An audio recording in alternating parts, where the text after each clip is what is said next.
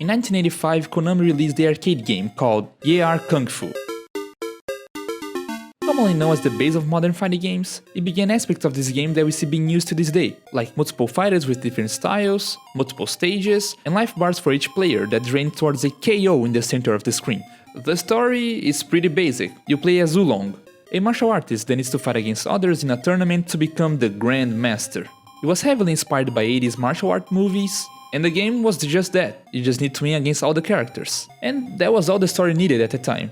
Really just an excuse for you to play the game. The gameplay is really simple. You have one button for punch and one for kick. And of course you can walk and jump. But being simple doesn't mean it's easy. The game starts fairly easy.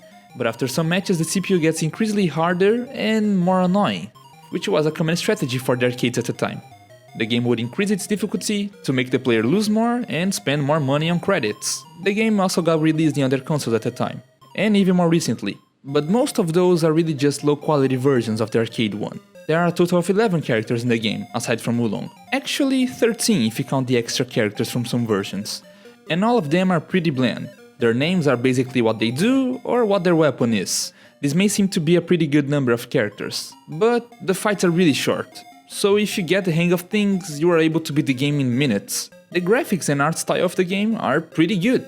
I really dig them. It's colorful and translates really well in motion, even with the low number of frames per character animation. But the box art though, no. Just no. And that's it. This is a simple and short game, but a super important one nonetheless.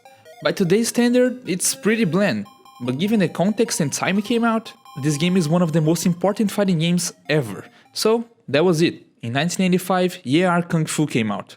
The base of modern fighting games.